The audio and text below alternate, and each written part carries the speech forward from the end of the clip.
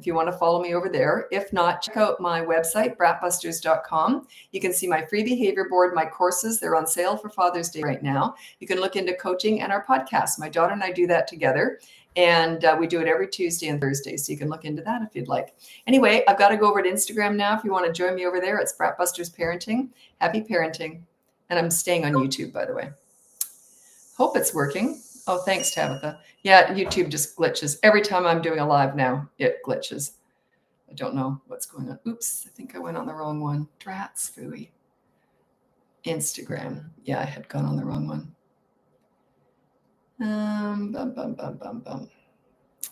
Okay, I'm just setting up on Instagram.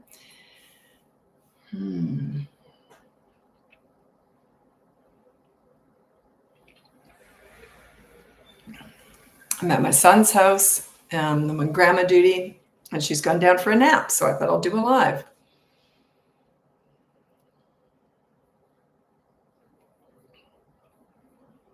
Well, this is, I can't really comment on this, but I'll read it out and I'll say my gut reaction. Is my 4-year-old sometimes runs into her room and yells goo, then cries for a while. What should I do? She is possibly autistic.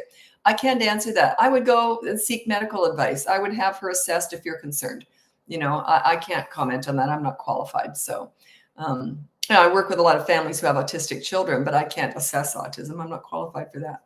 So yeah, go seek medical advice if you're concerned. Okay. Welcome to the live. I know I'm in a different setup here. I'm on grandma duty today. My granddaughter's just gone down for a nap, so I'm watching her on the screen here. Anyway, so thanks for joining me. My name's Lisa. I'm a parenting coach. If you check out my website, it's BratBusters.com. You can see my free behavior board, my courses. They're on sale right now for Father's Day. You can look into coaching one-on-one with me, or you can check out our podcast. My daughter and I work together. We do the podcast together, and they're every Tuesdays and Thursdays, and they're called BratBusters Parenting Podcast. They're on all the platforms, and if you want to watch us do the podcast, that's YouTube. We save them all on there. Whoops. I'm all askew. I was at gym class with my granddaughter this morning. It is physical. Okay. Said, this is Brianna on YouTube. I have a 5-year-old son. When we have set a 10-minute timer and he needs to pick up 10 toys, but he isn't doing it, should we ignore him? Yes, you do. You're not going to get involved in that sort of thing. Like, you've set the timer. You say, okay, you got 10 minutes to pick up 10 toys. You have 10 minutes to pick up 10 toys. I don't have 10 minutes to keep reminding you of it. It's his job at that point. And he's 5. He knows exactly what he's doing. So you're just looking at the timer. You're going, okay, you got 10 minutes to pick up 10 toys. And then you're just a timekeeper. No matter what he says or does, if he says, I'm not doing it, and you just go, oh, okay, whatever. Like, you act like it doesn't bother you at all, because it shouldn't. That's his business, not your business. Okay. So anyway, then the 10 minutes is up. Then he runs around and picks up 10 toys. Then you say, okay, let's go to the board. But I picked up the toys. The timer went off, so you didn't. Okay, so here's your consequence, blah, blah, blah, blah, blah. Follow through. Let them yell. The more they yell, the more you're winning. The more they yell, the more they're trying to beat you. You see, it's that manipulative stuff. Don't fall into that.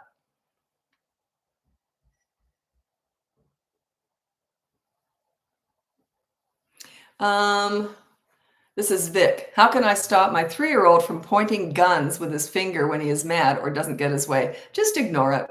He'll eventually stop. What did you say? He's 3.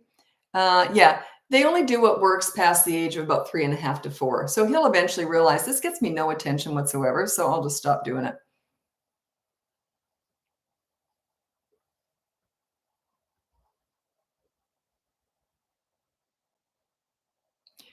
Okay, my 11-year-old boy gets disruptive when he doesn't get his way. He throws the remote or bangs the door. If I'm in the office, he switches off my computer while working. How do I address this? That is almost red zone. The reason I say that is, if he's getting physical and banging on doors, he's 11. He's going to be 13 the next couple of years. That would be coaching. Sorry, but you might want to try the boot camp course for 3 to 12-year-olds. It might help. But if not, that would be more coaching. I would call that red zone.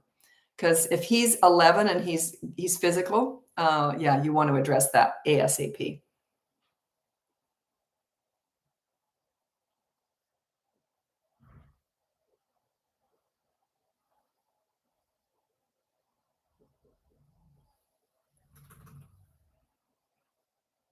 Okay. I have a you're gonna hate my answer. It's controversial, but I'm gonna say what I would say. I have a 4-year-old who keeps saying he doesn't like certain people.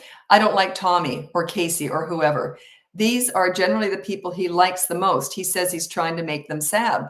I would say if he said I don't like them, I would say, well, then they probably don't like you either. Boy, kids hate hearing that. Why would they like you if you're talking like that about them? I would say that, but it's controversial. If you don't feel you could pull that off, like if I said that to a kid, they would have got the message because it's my personality to do that. Well, they probably don't like you either, so it's fine. That's how I would say it, and then I would change the subject.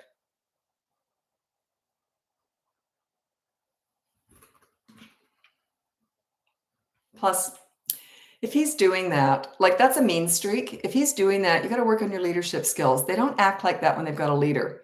They just don't because they'd be embarrassed because they look up to you when you're a leader. So they'd be embarrassed to tell you something like that they want to make someone feel sad. He's old enough to understand that.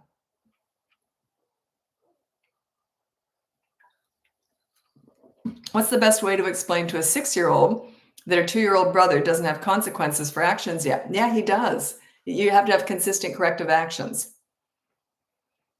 Yeah, check out my free behavior board. It'll explain the toddler. There's a toddler section on there too. It'll explain how you do that. Also, I would just say, well, when you were 2, you didn't, you know what I mean? Like it's just different. Don't get too caught up in explaining yourself. Um, Once you've sort of like parents do this all the time. They let kids question them too much. Once I've laid down the law and I've sort of explained why, that's it. I don't keep explaining it. The reason they keep asking you is usually because they're trying to change things. But if you know you're doing the right thing, then the more you explain, the more they complain, basically. Once you've explained it once, that's it.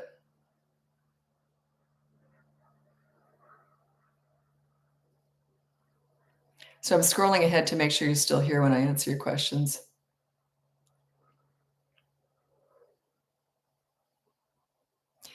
Okay, I tell my almost 3-year-old to do something and she runs away. It's been about 3 months of her just intentionally ignoring my direction. Okay, so is she almost 3, like by 2 weeks? If she is, I'd put her on the behavior board. And if you need something for her to do on a regular basis, I would put it on the board. Like if she runs away when you need to get her in the car seat or when you need to get her up and I don't know, in bed or whatever, then I would put down, don't, you got to be specific though. Like you can't just say, don't run away when I ask you to do something. That's ridiculous. It's got to be bedtime is this time, blah, blah, blah, put it on the board. You got to be very specific what you put on the board. And then if they don't follow through with it, then you have a consequence on the behavior board.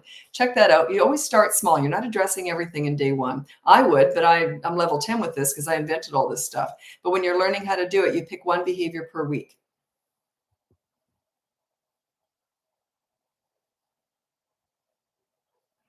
Sometimes, when I'm hired by people, they'll say, "Okay, this is what I wanna work on. I wanna work on this and that and this and that and this and that," and they've got a huge list. Actually, I don't think I ended up working with them. I think they sent me this question they sent me everything they wanted to work on, then say, "Could you fix this?" So I said, "We'll start with this." I don't think I ever heard back from them. I don't remember. But yeah, the list was gigantic, but they didn't get that we're not fixing kids here. We're fixing and teaching parents. So you lead and that stuff melts away. So I'm teaching leadership skills here. I'm not teaching kids already know how to be kids. Their behavior is just a reflection of your parenting. So if I fix the parenting, then the behavior fixes itself, basically. But not with toddlers. Toddlers are going to do stuff anyway. They're not there yet. Toddlers are under 3 to me. A lot of people call 4-year-olds a toddler even. They're not. 3 and 4 is preschooler. A toddler is under 3 in the way I talk about it. But yeah, I don't let anyone in my videos, in my lives. I did it once years ago. Oh, I learned the hard way. It was awful. They were just after my audience. It was on TikTok. I have a huge audience on TikTok, and they just wanted to sell stuff. And I was new to doing lives. I didn't know how to get rid of them. It was horrible.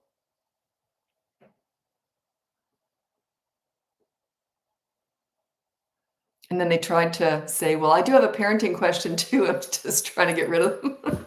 She sounded like a very nice person, but she was trying to sell to my audience. I was horrified.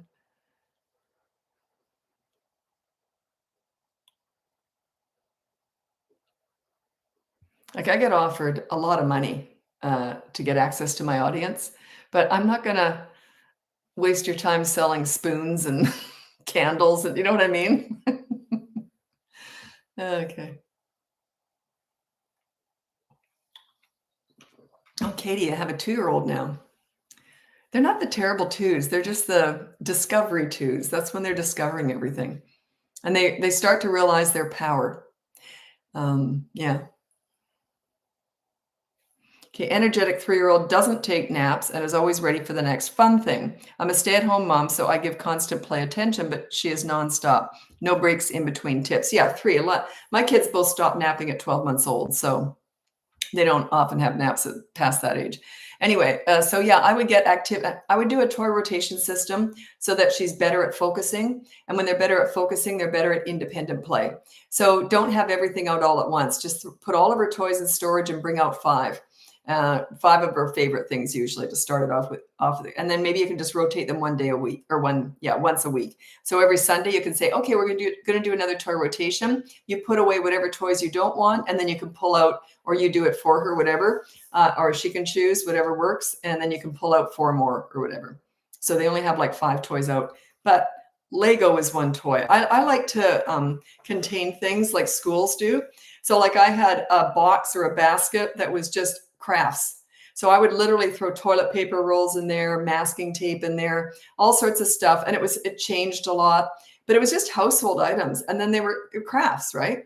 So, and then I had another one that was just Play-Doh and cookie cutters for Play-Doh. So when you pull out stuff like that, if you're very good at compartmentalizing activities, they're more likely to do independent play. Okay. I had another one for, I think, magic tricks, and another one for science experiments. A lot of baking soda and vinegar in that one. And you supervise all this stuff, of course. But yeah, they're very good at independent play when they're interested in what they're playing with.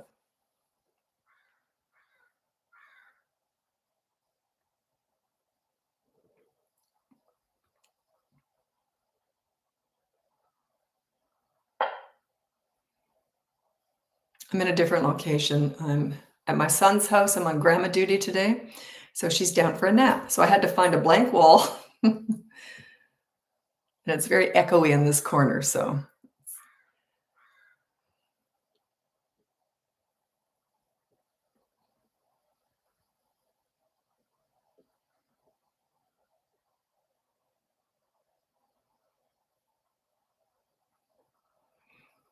if you go on the behavior board, there's a whole bunch of examples and everything in there and consequences. And some people will say to me, "Oh, I've tried everything, nothing works." Well, in coaching, I've always got ideas. I don't put a lot of stuff that I talk about in coaching out in public. The reason is I don't want people to start there. Like I often have to resort to a lot of methods that I wouldn't just want the public using because they might start there. And sometimes if stuff doesn't work, then I have to go the extra mile and come up with more creative and tougher stuff with the kids. But I can't put it out here because I just know if I did, you'd do it right away because it sounds like, oh, that'll work.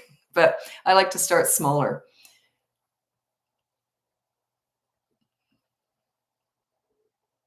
Like I don't want to be too tough on the kids, but sometimes we have to be. But that's what I worry about.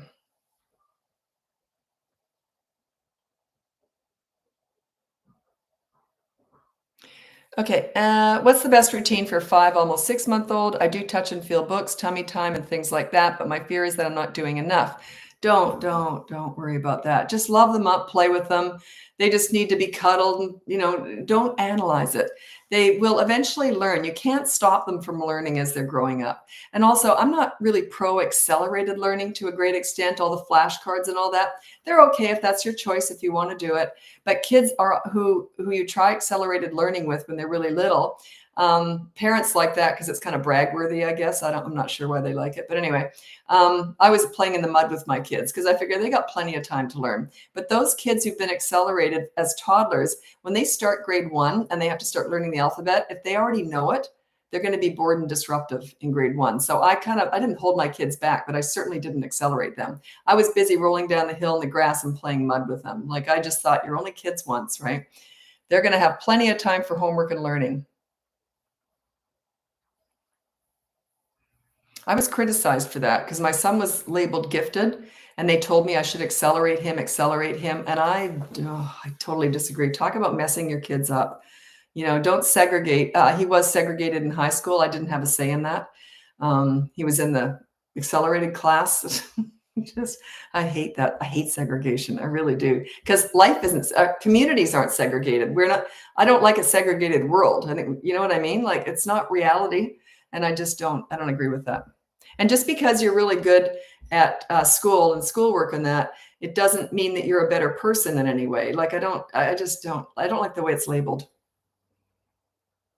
Like, I don't like the word gifted. I like the word, yeah, they're just really good at puzzle solving and problem solving. That, like, yeah, we've all got talents. It's just some of them are more measurable and made a bigger deal out of. At what age would you recommend putting children in daycare or preschool? It's a gray area. It depends on your lifestyle and what's going on. When you need to, that's up to you. I can't say that. But what I did with my kids, though, I was a stay-at-home mom. But what I did is I couldn't wait till they got on their feet because I'm really into fitness. And when they were little, all I was doing was pushing the stroller around. That was pretty much all I had, right? Because I had little babies and I had no family around or anything. It was just me, and my husband worked long hours and he was busy. So, I had a lot of time to fill, but I wanted to work out. So, but I couldn't wait till they were up on their feet, like confidently. And then that was it. I looked around for a good daycare in a gym. And as soon as I found it, I was there every single day. That kid was dropped off in daycare at the gym, and that became their social life. They were like 1.5 when that happened. And they got really good at just socializing, or, they don't tend to play with other kids when they're really little, but they'll play side by side. So it's different. They don't tend to interact like we think of that. Sorry, that's upstairs. So I'm just watching my granddaughter. Grandma duty today. Okay. That was great. But I was just talking about this yesterday on a live, and I said, I remember, because you're supposed to drop them off for an hour. That was sort of the thing. You go and do an aerobics class back when aerobics was a thing. I used to actually teach that. I loved it. Anyway, the old spandex up to your rib cage. That's what I looked like. Anyway, but the ladies at the daycare, you're supposed to only drop your kids off for an hour. But us moms, we walked very slowly back to the daycare. So from the aerobics room at the other end of the gym, way down to the daycare, which was in the basement, at the other end of the gym and in the basement. Sorry, I'm in a new neighborhood here. And, but yeah, the daycare ladies would sometimes say, "Moms, you're supposed to be back in an hour." It'd be like an hour and a half. "Oh, my leg's sore. I couldn't walk." It was funny.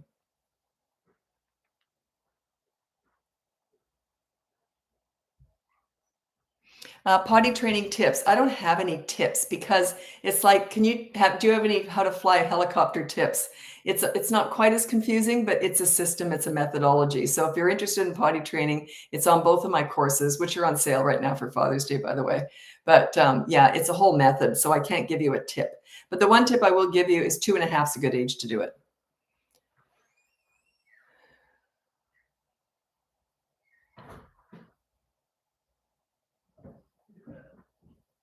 Play as kids work. I don't word it like that, but that's a good way of wording it.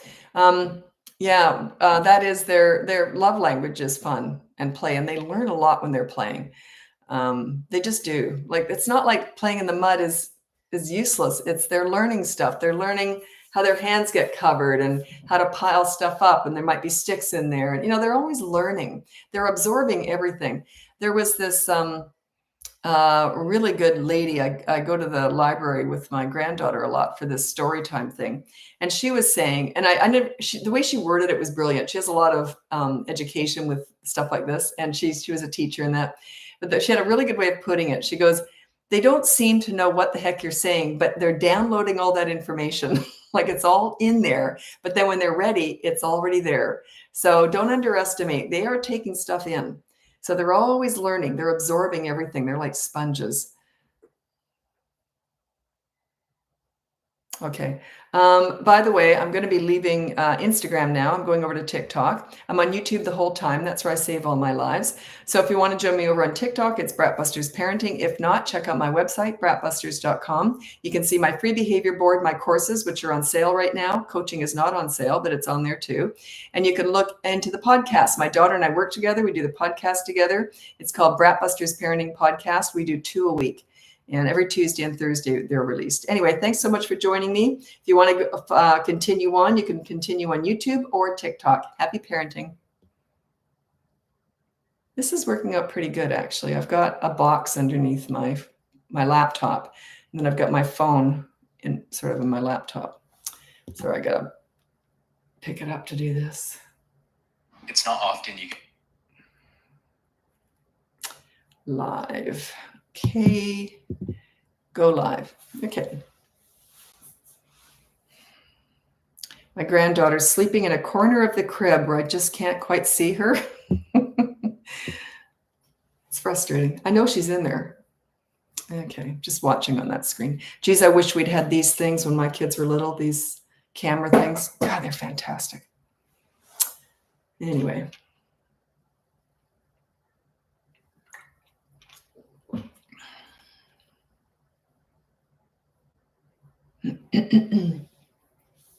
So I'm just looking at the names. I get a lot of regulars on these lives. I admit in the last probably 6 months to a year, I haven't been doing regular lives. I do maybe 3 or 4 a week, sometimes not even that often.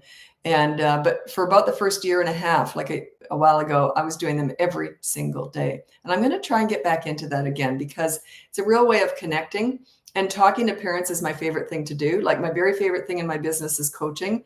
My second favorite, I don't know if it's the live or the podcast with my daughter, because it's just fun working with my daughter. But still, it's talking to parents. Anyway, I think it's probably the live and then the podcast. But it's all talking to people. Even though I'm talking to my daughter, I'm answering your questions on the podcast. Okay, welcome to the live. I'm on TikTok now, I hope. Yeah, I'm pretty sure I am. Anyway, thanks for joining me. My name's Lisa. I'm a parenting coach. If you go on my website, BratBusters.com, you can see my free behavior board, my courses, which are on sale for Father's Day right now. You can look into coaching. That's one-on-one with me. It's opened up again, off and on. It was shut down for a couple months there, just because I was booked solid. But now it's opened up a bit, off and on. So I was gonna get a couple more clients, but then a couple existing clients re-signed again. So they always get top priority. If you're an existing client, don't go on my website to re-sign. Send me an email because you get in right away. Anyway, and our podcast. Check out the podcast. It's called BratBusters Parenting Podcast, and it's on all the platforms. Okay. Now, another thing that we're trying to figure out, my daughter and I, is coaching is extremely time consuming, and it's not the big money maker in our business. Like what I mean is there's so many other things I could be doing with my time that would be much more revenue coming in. And but I love coaching. I absolutely love it. So I thought, how can we cut back so I can put more time into writing a book, doing more courses? How can I find the time with coaching? We're trying to figure out group coaching. It's just nothing's the same as one-on-one coaching because I really get to know them. It's very personal. And I feel like I'm mothering them. So we were just, if anyone has any ideas or if they know of anyone else who does group coaching and how they've set it up where it's still personal, I'm just not too sure how to do it. Do you coach someone in the UK? I got clients all over the world, countries I've never heard of. And I've got a lot of my clients are Jewish. And I couldn't figure out why. I was asking them sometimes. I say, why are for a while there, at the beginning of the year, about 40% of my clients were Jewish. And they said, oh, the rabbis are talking about you. I thought that was really cute. But you know what's interesting? The Jewish religion is very structured. They're used to they have a lot of self-discipline. So that's why we get along really well. Like I'm not Jewish, but I mean, I get it. Because I thought, why have I got so many Jewish clients? I couldn't figure it out. But we're very aligned. I can see it now that I've been working with so many of them. I see it. So yeah, it's been great. And I learned a lot about that religion. I didn't know much about it before. I love coaching. You just meet so many, you meet people in coaching that I would never meet anywhere else. Anywhere else, different age brackets, different countries, different religions, different culture. It's just fascinating. And because we're not talking about tourist attractions, we're talking about their culture, their home life, their personalities, their kids, the school. So I learned so much about their lifestyle, which is what I love. I'm not one for tourist attractions anyway. But yeah, I feel very, very fortunate that I can meet all these people. Okay. Toy and craft suggestions for 1 and 3-year-old. Well, I'll tell you what I do with my granddaughter a lot. I've actually got the computer on an old box that I just pushed in the sides, like, put down the flaps. And then she spends a lot of time throwing stuff in that box. And she's only 17 months old. It makes a loud noise. And when you throw it in, and it's just something different. They don't care that it's exciting or cost any money. They like different. They like discovering. Toddlers are at the discovery age. They like anything new. And then another thing I do with her is whenever paper towels are finished, I take the roll and I put a bunch of toys and blocks in that roll, and I crimp the ends. And then she looks through it. She spends ages trying to get everything out of that paper towel roll. It's just something new and different and completely free. I did that stuff with my kids all the time. And also when I finish up a Pepsi, I know it's horrible for me. Anyway, when I finish this up, I put the cap on really, really tight, and then I give that to her. And sometimes sometimes I'll put water in it or something. She likes to shake that up. And then I'll sometimes put a little bit of soap in it too. She likes to look at the bubbles in there. Actually, she hates bubbles, but she doesn't mind it in here. So just garbage, really. It's just garbage, recyclables. So yeah, anything new and different.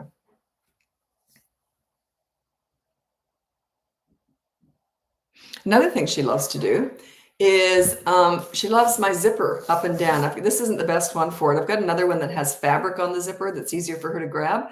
She loves up and down, and then she goes up, down, up, down, up, down. She loves that game. Like, it's just, it doesn't have to be anything fancy. And then I'll tie the knot in here, and then she'll undo the bow. Yeah, it doesn't have to be anything fancy. I think people think it has to be, but actually they get bored very quickly of stuff. They like new stuff. Anything that they go, ooh, what's that? What does that do? Doesn't have to be anything exciting.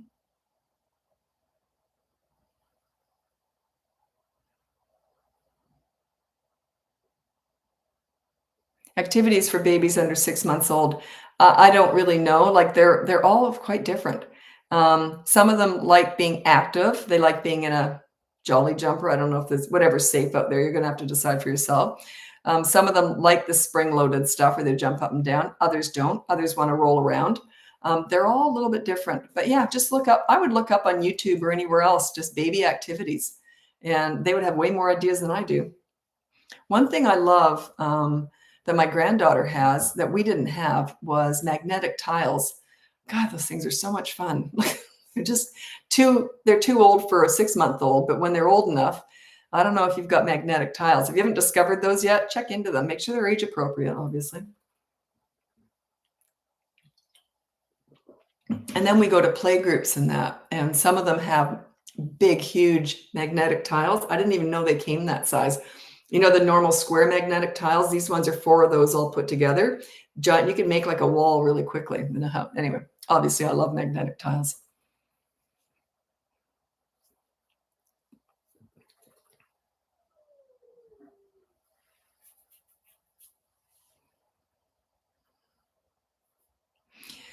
Did your kids have to go through a detox after they spend time with their grandparents? I don't quite know what you mean. My kids didn't have any family around, so it was just my husband and I. They had no family. We lived in Australia, nobody.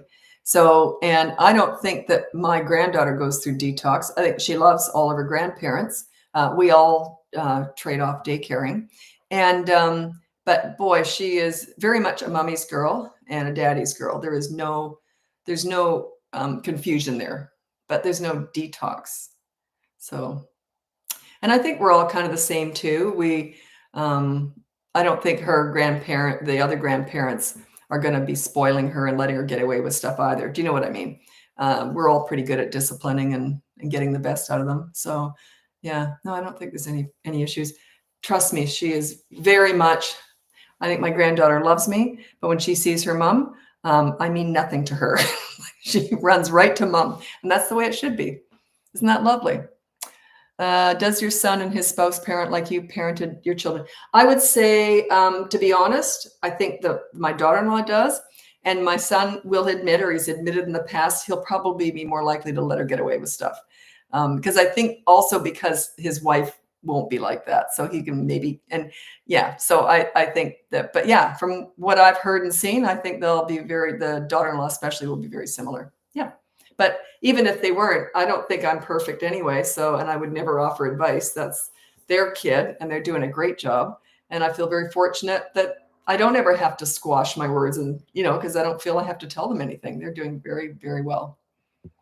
And yeah, I would never want to, if you're a grandparent, you never want to give unsolicited advice because it's an insult. Anytime you give unsolicited advice to someone, you are insulting them. If I had a friend who was overweight and I said, by the way, I found a great diet, I'm just trying to help. Isn't that kind of an insult? It's the same thing. By the way, you're parenting, you might want to do this. In other words, what am I doing wrong? You see, unsolicited advice is passive aggressive insulting. Your intentions are irrelevant. Oh, I meant to help. Nobody cares. You're still insulting them. So yeah, keep your mouth shut. If you're a grandparent, keep your mouth shut. Don't insult the parents. Just you're there to love and support them and be there for your grandchildren. That's your job. You're supposed to be loving and supporting towards your kid and their spouse and your grandchildren. Not supposed to be telling them what to do.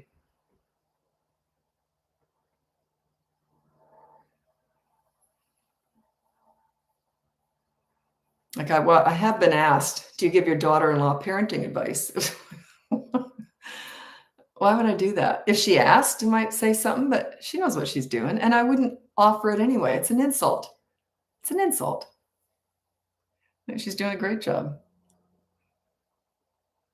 What if the parents really are not that great? If the kid's safe and alive, fine. That's still none of your business. Think about it. It's none of your business. Let's say that I'll go back to dieting. It's such a common one because people get this, that if you say, well, what if they're keep gaining weight and not losing weight? Should I offer advice then? Would you do that to a friend? It's the same thing.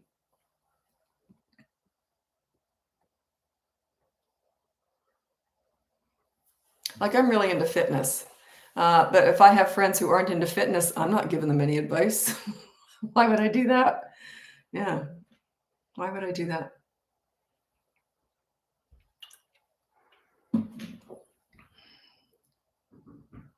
That's the know-it-all syndrome. You think you know it all, you think you're right about everything, and you got to share that information. Yeah. How to respond when grandparents keep offering unsolicited advice gracefully. Okay, here's what I always tell my clients or whatever on here. That what you say is when you offer me advice that hurts my feelings, it's all you have to say. And then if they continue to offer, and then they'll usually say, well, I'm just trying to help. Say, it still hurts my feelings. People will hide behind good intentions all the time. They do it all the time. Well, I meant well. Nobody cares what you mean. They only care what you give them. Okay. So you can't hide behind good intentions. I've known people who've done that. Well, I meant well. What I meant was, I may have called you fat and ugly, but what I meant was, like they think they can get away with anything by hiding behind good intentions. So don't fall for that. Say, it still hurts my feelings. So then every time after that, when they offer you advice, you can just go like that. Like, in other words, you're hurting my feelings. You see, that's their choice. At that point, it's their choice to hurt you. Then they tell you're too sensitive. Oh, you see what you're up against? Yeah, good luck with them. Good luck with them. You're stuck with them because they're family. Yeah, good luck with that personality trait. So it's your fault. If they're hurting your feelings, it's your fault. Yeah, good luck with them. I'm lucky. And my kids are lucky too. All of them, like all of us grandparents and on the other side, and all of us, I don't think there's any issues with that, Be exhausting. I'm just trying to help. You're too sensitive. Okay. Yeah. I know what you're dealing with. I just don't want to say it.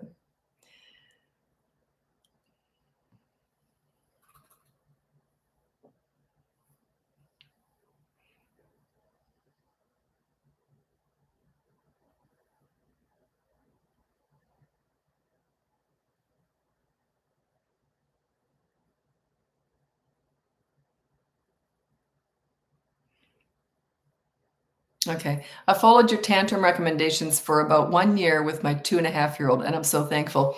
Yeah, the tantrum stuff just works. It's one of those.